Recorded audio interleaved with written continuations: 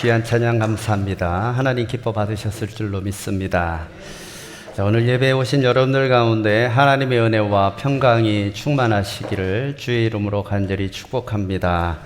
자, 우리 옆에 분들과 함께 축복의 인사를 나눠보시지요. 예수 잘 믿읍시다 인사하십시오.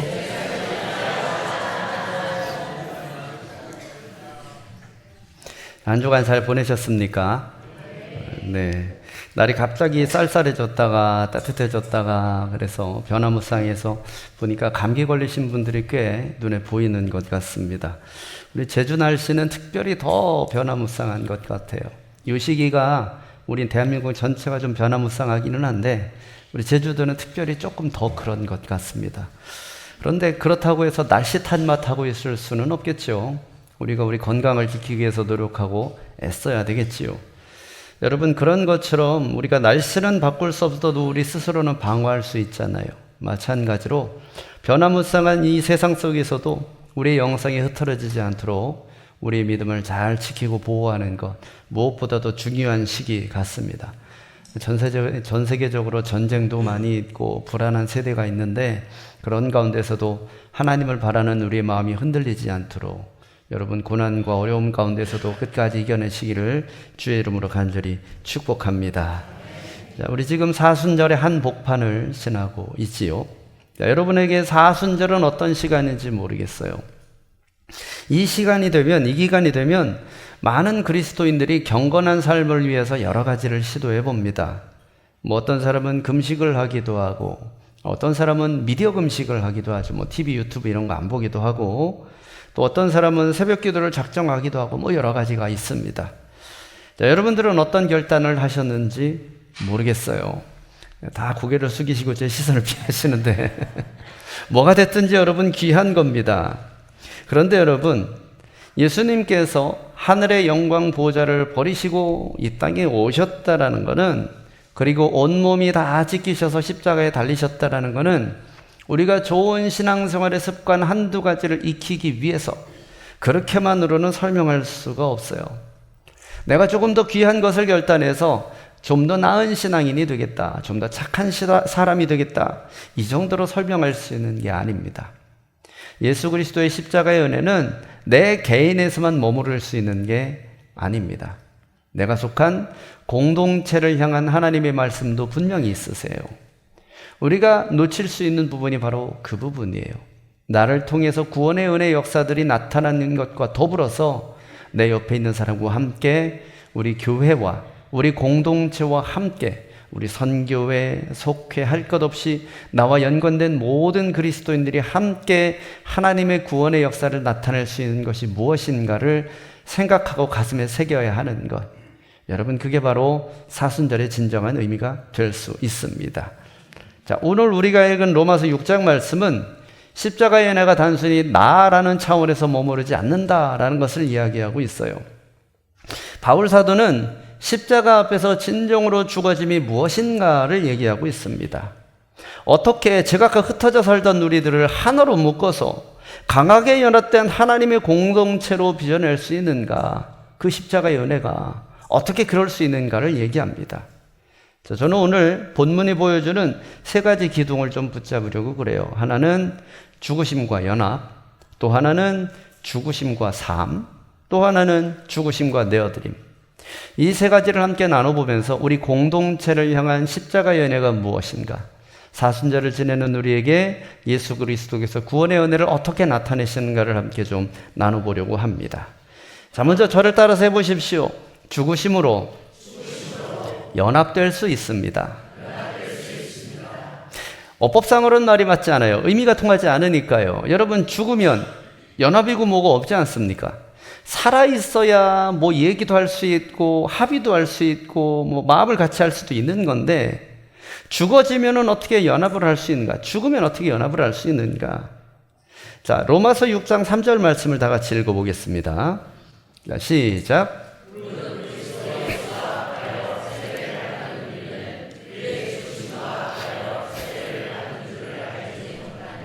아멘. 아리송한 이 말씀을 하고 있어요. 로마서에서 우리 바울 사도가요. 그의 죽으심과 합하여 세례를 받았다.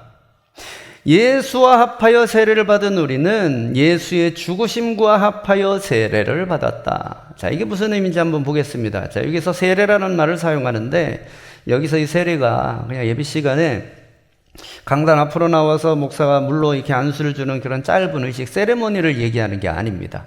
그것 자체로도 굉장히 귀한 것이지만, 성경이 말하는 세례의 진정한 의미는 뭐냐면, 믿음으로 예수님을 구주로 모시고 성령께서 우리를 예수님과 하나 되게 하셨다라는 것을 눈에 보이는 표로 보여주는 거예요. 다시, 믿음으로 예수를 구주로 모시고 성령님께서 우리를 예수님과 하나 되게 하셨다. 이게 구원의 본질이지요. 이거를 의식을 통해서 사람들에게, 세상에 공포하는 게 바로 세례입니다. 그러니까 보이지 않는 영적 연합이 먼저예요. 그리스도와 성령님과 먼저 우리가 하나 되는 게 먼저입니다. 그리고 나서 이것이 진정으로 내 안에 이루어졌습니다라는 것을 사람들에게 보여주는 것, 그게 바로 세례라는 거예요. 그리고 세례는 뭐냐면 연합을 드러내는 표시입니다. 그리고 최종 계약서에 사인하는 것, 인감증명 도장을 꽝 찍는 의식이 바로 그거예요.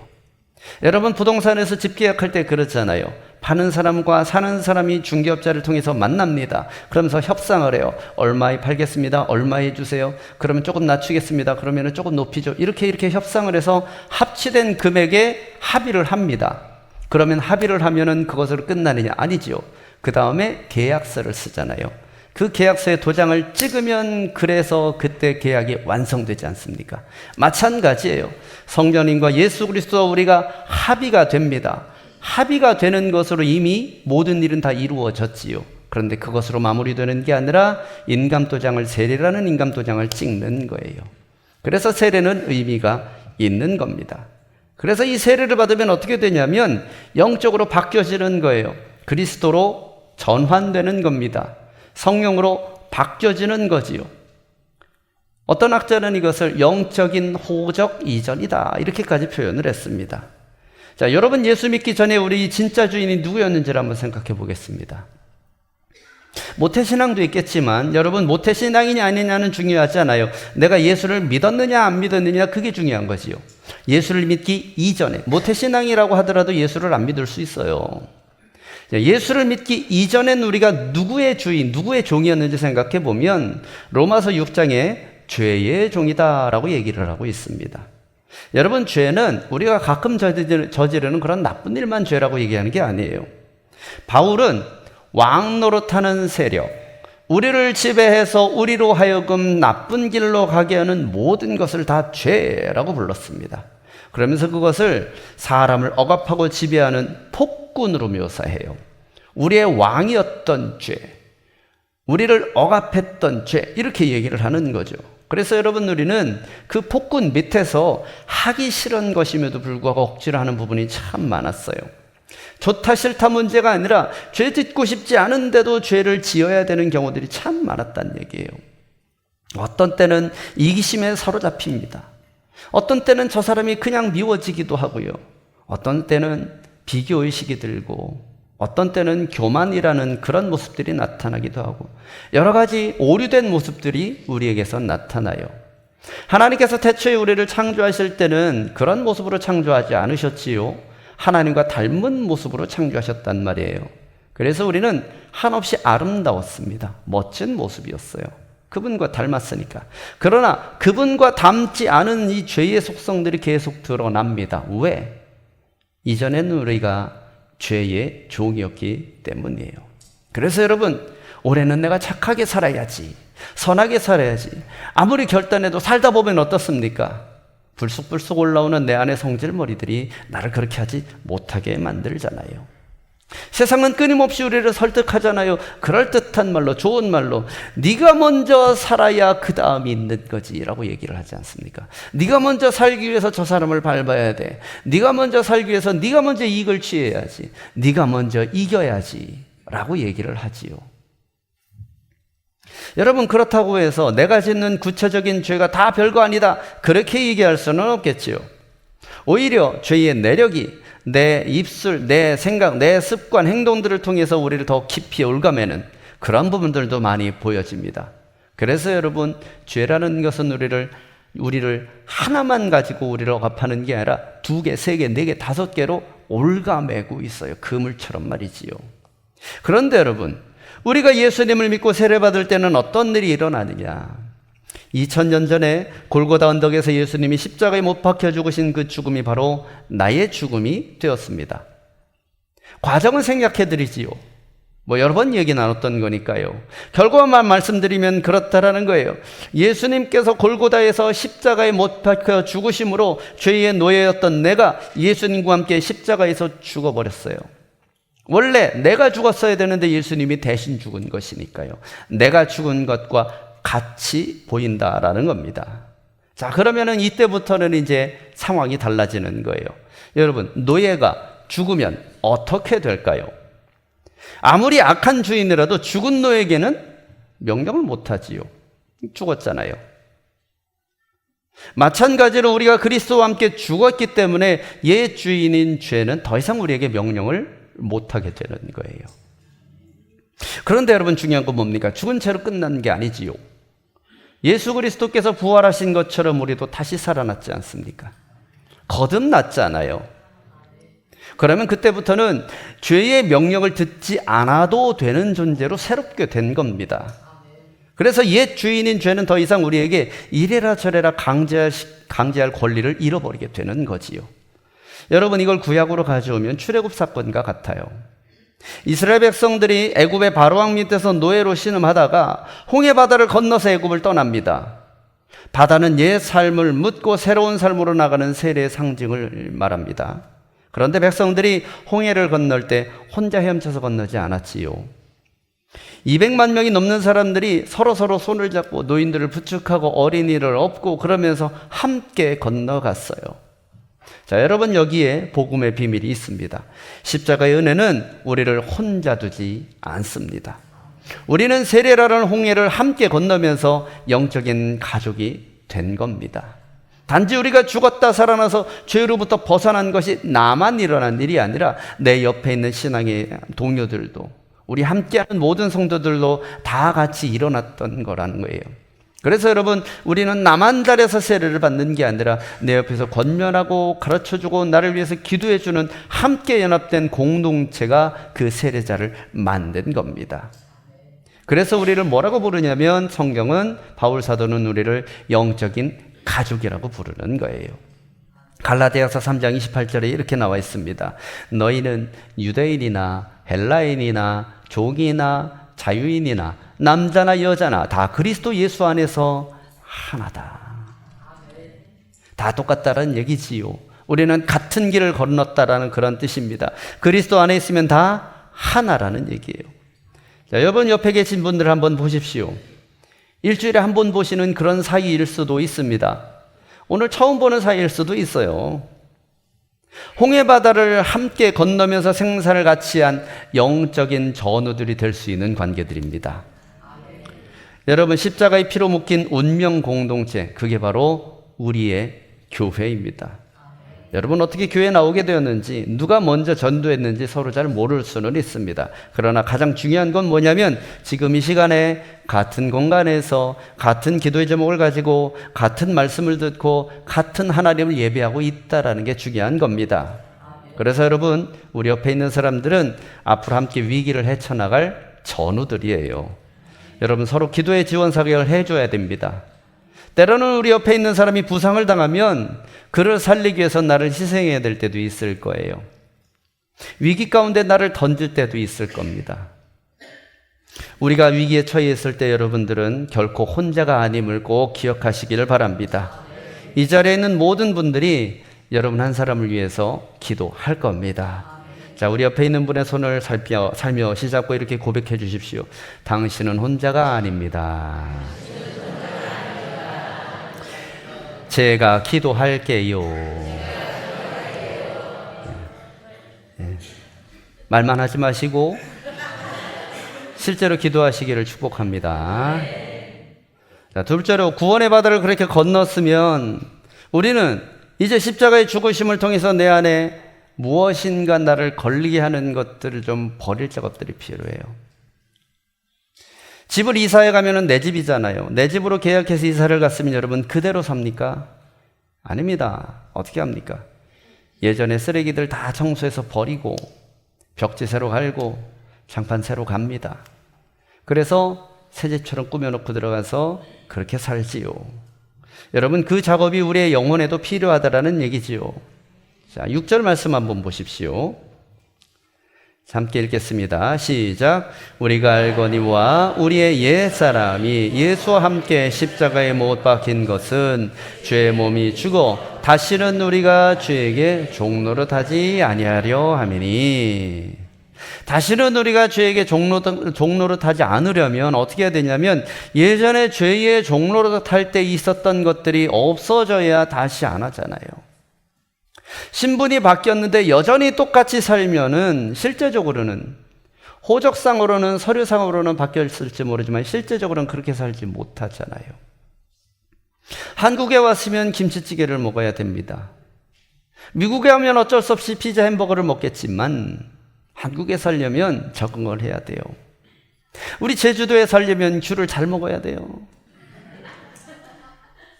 저는 놀랐습니다. 말씀드린 적 있는지 모르겠지만 제 친구 중에 제주 살던 분이 있는데 제주도에 가면은 귤을 돈 내고 사 먹지 않는다라는 거예요. 제주도에서 귤을 돈 내고 사 먹으면 그 사람은 뭔가 문제가 있는 사람이라는 겁니다. 이해할 수가 없었는데 살아보니 진짜 그렇습니다. 어제 귤이 떨어졌습니다. 저희 집에서. 나름대로 제가 잘 살았나 봐요. 여러분 바로 그것이죠.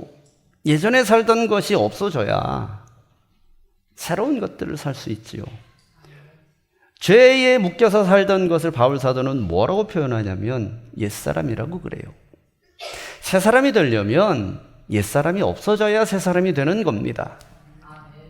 이 옛사람은 흔히 우리가 성격 좀 급한 거, 욱한 거, 감정 조절 못하는 것, 여러분 그 정도 수준이 아닙니다. 물론 그것도 다 포함되지만 훨씬 더 커요. 뭐냐면 하나님 없이도 살 수 있다고 생각했던 그 생각, 내 인생의 주인은 나라고 생각했던 거, 내 감정이 중심이고 내 자존심이 중요하다고 생각했던 거, 즉 존재론적인 고민입니다. 내 존재가 누구에게 소속되어 있었느냐라는 생각, 그게 바로 옛사람이에요. 죄에 속해 있고 세상에 속해 있다면 옛사람인 겁니다. 이제 그것들을 내려놓아야 한다는 얘기지요. 여러분이 옛사람을 전제로 하고 우리의 실제 일상을 정직하게 한번 돌아보겠습니다. 가정에서, 교회에서, 직장에서 왜 그렇게 갈등이 생기냐? 여러분 옛사람 때문이 그래요. 분명히 좋은 일을 논의하기 위해서 모였는데 논의하다 싸우죠. 왜 그럴까요? 옛사람 때문입니다. 남을 돕자는 일을 가지고 서로 모였습니다. 그런데 논의하다가 감정이 상합니다. 왜? 옛사람 때문이에요. 서로 사랑하는 관계입니다. 그런데 자꾸 부딪힙니다. 이유는 단순해요. 옛사람 때문이에요. 내가 저 사람보다 옳다라는 것을 증명하고 싶은 그 마음이, 내 존재에 대한 증명에 대한 그런 마음이 가슴에 있기 때문에, 마음속에 남아있기 때문에 그것이 서로 충돌을 일으키는 겁니다.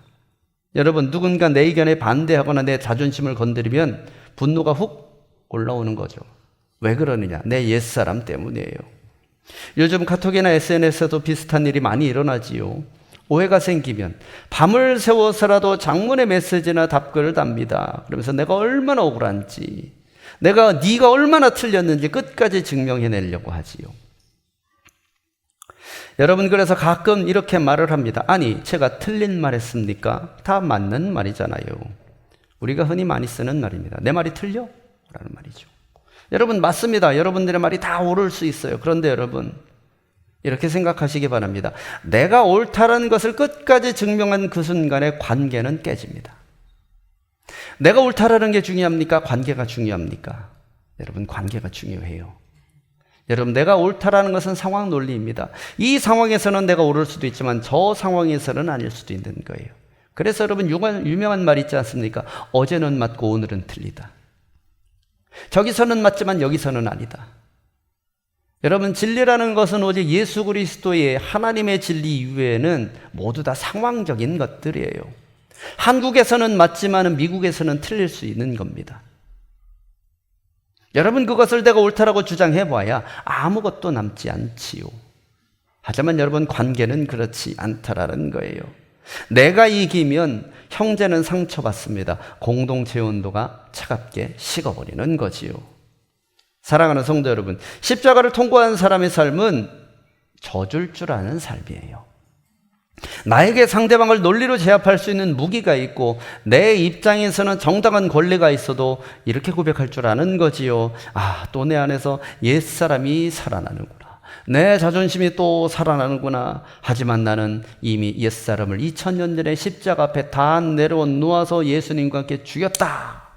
여러분, 그것을 우리가 기억해낼 줄 알아야 됩니다. 여러분, 옛사람이 올라오면 어떻게 하느냐 그래서 십자가 뒤로 숨으시기 바랍니다. 여러분, 이것을 뭐라고 부르냐면 권리푸기라고 불러요. 십자가 뒤로 숨으면 내가 드러나지 않습니다. 십자가가 드러나요. 예수님 뒤로 숨어서 예수님을 드러내 보여주는 겁니다. 내 생각을 얘기하는 게 아니라 예수님의 뜻을 이야기하는 거예요. 여러분, 권리포기는 나를 아무 의미 없는 사람으로 만드는 게 아니에요. 억울한 일을 절대로 말하지 말라, 그런 뜻이 아닙니다. 오히려 반대예요. 우리가 권리를 포기할 수 있는 이유는 뭐냐면 우리 스스로를 우리가 증명할 필요가 없기 때문입니다. 무슨 말이냐면 이미 하나님의 안에서 완전히 사랑받는 자녀가 되었으면, 하나님께서 예수님의 십자가로 인하여서 우리를 의롭다고 증명하셨으면 우리가 다르게 증명할 필요가 없다는 얘기예요. 이미 우리는 증명된 존재이기 때문에 굳이 그것을 증명하려고 애쓸 필요가 없습니다. 여러분, 감정은 말할 수 있어요. 그렇게 말하면 제가 서운해요. 그렇게 생각하시면 제가 안타깝습니다 라고 말할 수는 있습니다. 그러나 여러분, 내가 옳다 아니다를 증명할 필요는 결코 없어요. 십자가를 붙든 사람은 내 의를 세우기 위한 싸움 대신에 관계를 살리는 대화를 선택을 합니다. 죽은 사람은 자신의 명예를 걸고 싸우지 않아요. 이미 죽어버렸으니까요. 오히려 십자가의 사랑으로 상대방을 살리려고 하지요. 만일 예수님께서 자신의 정당함을 끝까지 증명하셨다면 무슨 일이 일어났을까요? 이 자리에 앉아있는 사람 아무도 없을 겁니다. 지금 우리는 그분이 억울하셔도 잠잠했기 때문에 이렇게 할 수 있는 거예요. 우리가 살아나는 거는 예수님이 매맞고 채찍질 맞고 억울하게 죽으셨어도 가만히 계셨기 때문에 우리가 지금 예배할 수 있는 겁니다. 여러분, 옆에 분들에게 이렇게 세게 말하면 또 서운해요. 그러니까 은근하게 말씀해 주십시오. 그냥 져줍시다. 시작. 그냥 져주세요. 이러면 안 돼요. 그냥 져줍시다. 여러분, 그냥 져주시기 바랍니다. 대세 지장 없습니다. 모든 것은 다 주의 뜻대로 될 거예요. 하나님의 일은 하나님의 뜻대로 될 겁니다. 굳이 내가 주장해서 공동체를 깨고 사람들의 마음을 상하게 할 이유가 전혀 없어요. 설령 그 결정이 지금 당장은 잘못된 결정으로 나아간다 할지라도 합력하여 선을 이루시는 성령의 은혜가 모든 것을 아름답게 만들어 줄 줄로 믿습니다. 여러분, 내 오름이 십자가 앞에서 내려놓아지면 죽어가던 남편이 살아나는 거예요. 잘못된 자녀들이 되돌아오는 겁니다.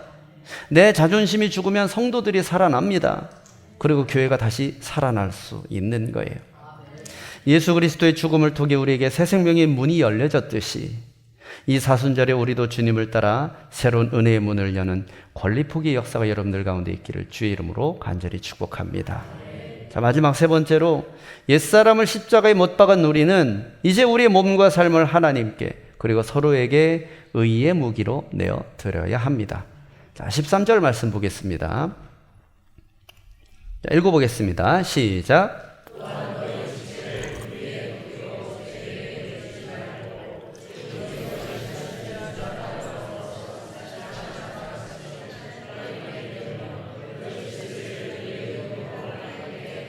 아멘. 의의 무기로 드리라. 무슨 의미일까요? 여러분, 무기에는 마음이 없습니다. 그래서 악한 자의 손에 들리면 악한 무기가 되는 거고, 선한 자의 손에 들리면 선한 도구가 되는 거지요. 같은 칼이라도 셰프의 손에 들리면 요리 도구가 되지만 깡패의 손에 들리면 살인 도구가 되는 거예요. 여러분, 그러면 우리는 누구의 손에 붙들려 있어야 될까요? 하나님의 손에 붙들려 있어야 합니다. 그게 뭐냐면 바로 의의 도구로 드리는 거예요. 그런데 여러분, 도구로 드려진 그 도구가 주인한테 얘기합니다.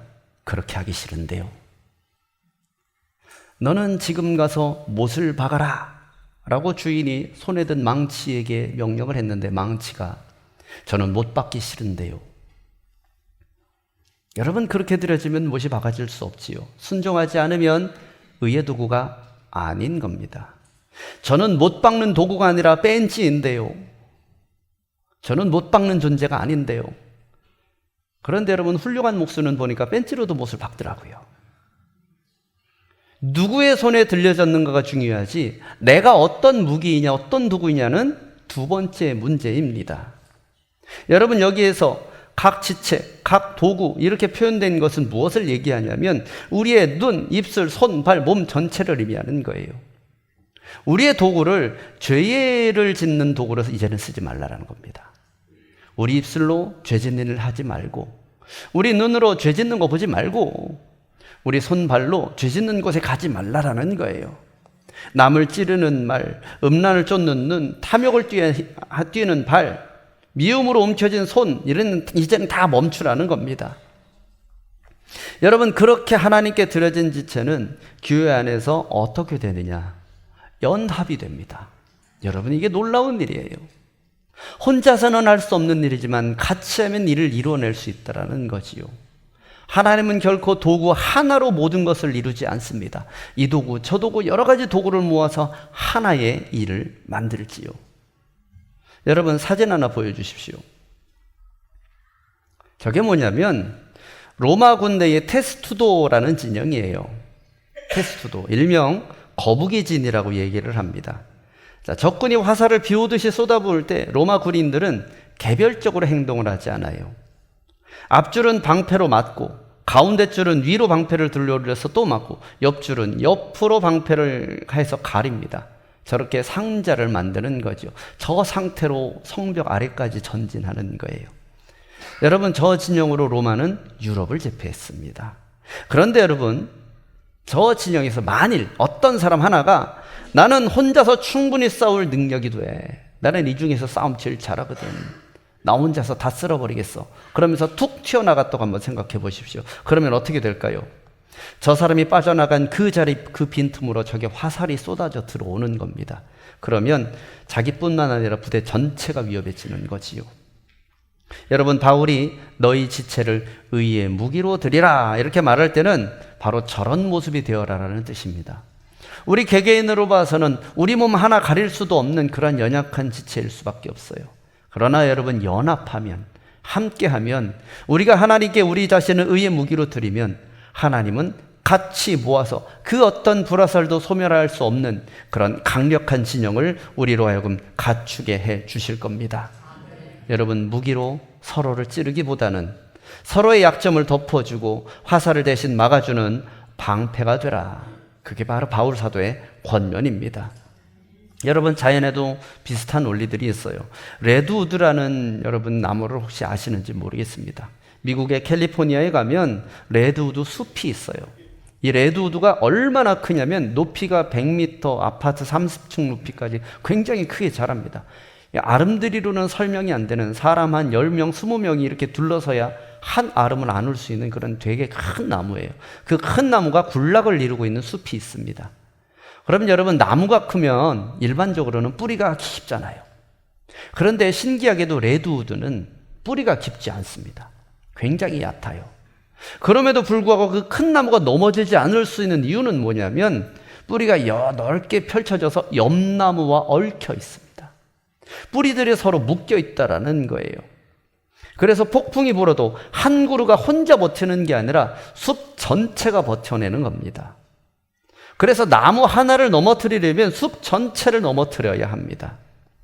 사랑하는 성도 여러분, 이게 바로 하나님께서 꿈꾸시는 교회의 모습인 줄로 믿습니다. 세상의 비바람이 얼마나 거세고 힘듭니까? 경제적인 위기로 가정이 흔들릴 수도 있고, 질병의 고통 때문에 눈물이 흐를 수도 있고, 자녀 문제로 마음이 타들어가는 이들, 여러분 곁에 있을 수 있습니다. 여러분, 그 폭풍 속에서 우리가 어떻게 서 있을 수 있을까요? 내 믿음이 남들보다 좋아서? 여러분, 절대 그렇지 않아요. 복음 안에서 서로 뿌리를 얽어매고 서로의 약점 덮어주고 서로를 위해서 기도해 줄 때 우리는 함께 서 있을 수 있는 겁니다. 옆 사람에게 이렇게 고백해 주십시오. 당신의 기도 덕분에 제가 삽니다. 말씀을 맺겠습니다. 사랑하는 성도 여러분, 우리는 지금 십자가의 은혜 아래 서 있습니다. 우리를 지배하는 그 모든 것은 이제는 죄가 아니에요. 은혜가 우리를 지배하고 있습니다. 여러분, 우리가 스스로를 이길 힘이 있어서가 아니라 우리 안에 계신 성령께서 그리스도와 연합 안에서 새로운 소원을 주시기 때문에 가능한 거지요. 그래서 우리는 억지로가 아니라 조금씩, 하지만 분명하게 나의 권리를 십자가에 못 박는 삶으로 나아가야 합니다. 여러분, 이 사순절을 지내면서 내 안에서 여전히 내가 옳다, 내가 맞다 소리치는 옛사람이 있을 겁니다. 여러분, 그 옛사람을 십자가 앞에 다 내려놓으시기 바랍니다.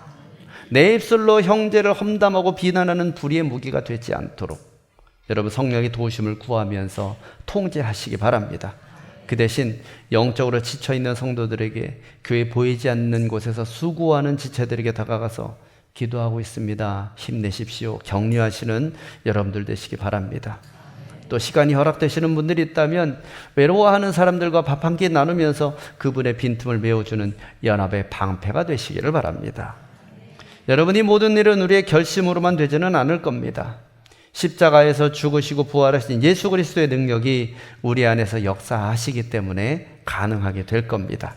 여러분, 그러므로 낙심하지 말고 담대하게 한 걸음씩 실천하시기 바랍니다.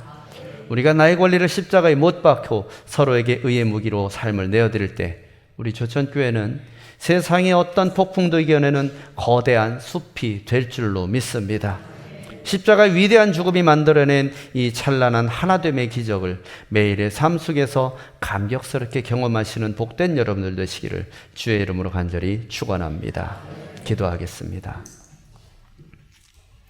은혜와 사랑이 풍성하신 아버지 하나님, 우리로 하여금 예수를 알게 하시고 믿게 하시고 또한 한 공동체가 되어서 함께 예배할 수 있도록, 함께 기도할 수 있도록 은혜 주심을 감사드립니다.